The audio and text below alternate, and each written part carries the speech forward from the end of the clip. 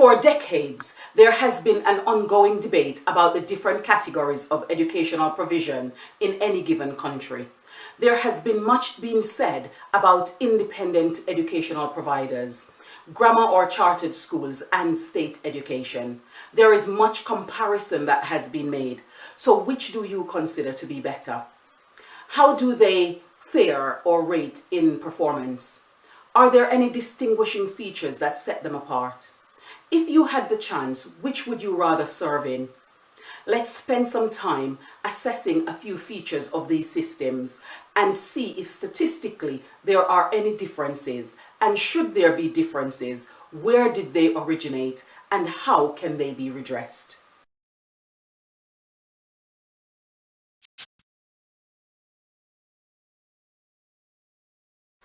There are long-running talks that teachers in independent schools are simply better than all others, and that the quality of teaching in grammar schools are by far better than in state schools.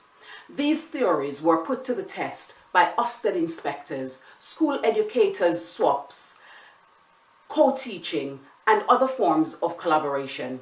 It might surprise you to hear that the quality of teaching in all these organizations are very much the same. In fact, state school teachers are in a position of needing to do more with less and have a larger student-to-teacher ratio, greater behavioral challenges, less resourced students, and students who tend to be more disaffected. In spite of all these challenges that teachers in state school face, on a whole, the quality of teaching and learning among the three groups of institutions were judged to be the same level. So, if the quality of teaching and learning is not the problem, then what are the factors that could contribute to the stereotyping of these different school types over the years?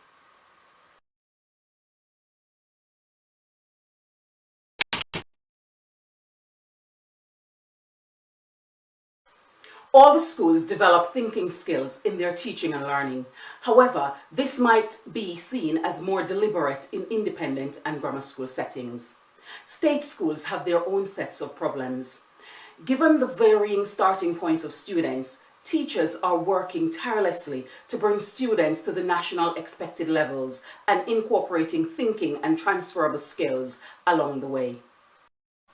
However, curriculum constraints with coverage over time, constraints due to constant data points, insufficient teaching assistant or support staff, and inadequate resources are some of the functioning constraints that state school teachers have, which means that sometimes they are less deliberate in their practice in teaching higher order thinking skills, because sometimes they are preoccupied trying to teach students the fundamental prerequisites that they need to access the curriculum that corresponds to the student's chronological age and are lacking in their learning.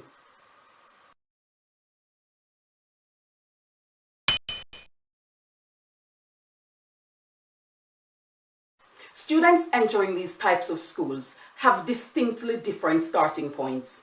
Students in independent schools, grammar and chartered schools have baseline entry requirements that they must meet to be accepted, unless they are accepting them on the occasion that the student has latent potential or because of a philanthropic parents.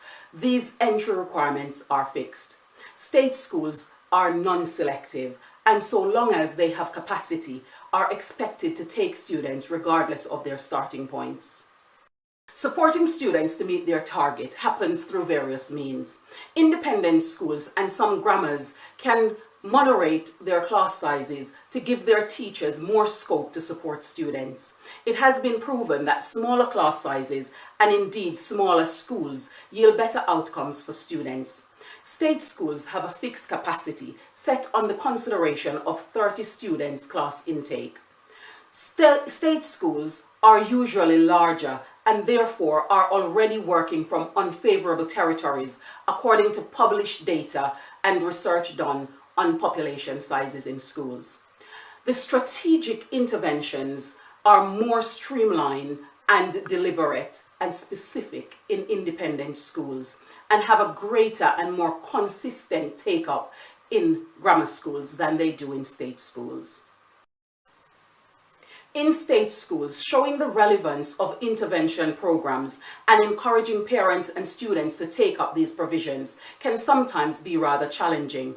Although the overall percentage of students achieving good marks from independent and grammar schools tend to be higher than the proportion from state schools, this difference is expected because generally students in independent schools and grammar schools have a higher reading age, a higher mathematical, verbal and non-verbal reasoning skill scores than students in state schools because of the prescribed entry requirements.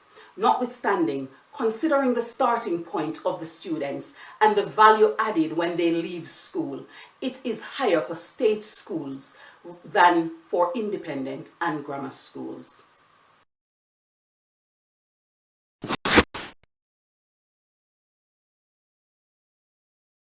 Students attending grammar and independent schools are from very different social and economic backgrounds compared to most students in state schools. As such, these groups of students are exposed to very different environmental factors. Reading, writing, vocabulary, and numeracy skills are essential components in the life of students in grammar and independent schools. Their interactions and associations outside of school are very different, and they are exposed to a greater wealth of positive developmental activities and certain levels of efficacy. These students often have better comprehension of how to handle their emotions, resolve conflicts, solve problems, and have a deeper understanding of actions and consequences. They are also aware of the difference between immediate and delayed gratification and the benefits or values in their lives. They also understand the purpose education plays in their lives and are more likely to exhibit the grit needed because they are observing the same level of relevance in their daily experiences and encounters.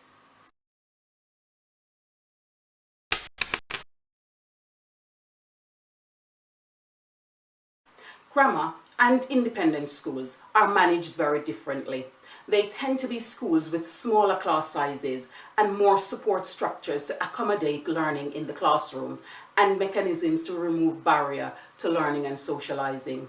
Students are given frequent exposures to behaviors and experiences that are considered important to their development. They often see others who have traveled the course before them and are able to interact with them and get real-time feedback of how valuable aspects of their experience will be when they leave the walls of the institution. State schools tend to have larger class sizes, fewer in-class support or support structures that directly impact on teaching and learning. They tend to have larger senior leadership teams and less exposures to quality real-time experiences for their students. Leadership is a core part of any successful institutions, and it appears leaders are more proactive in independent and grammar schools than in state schools.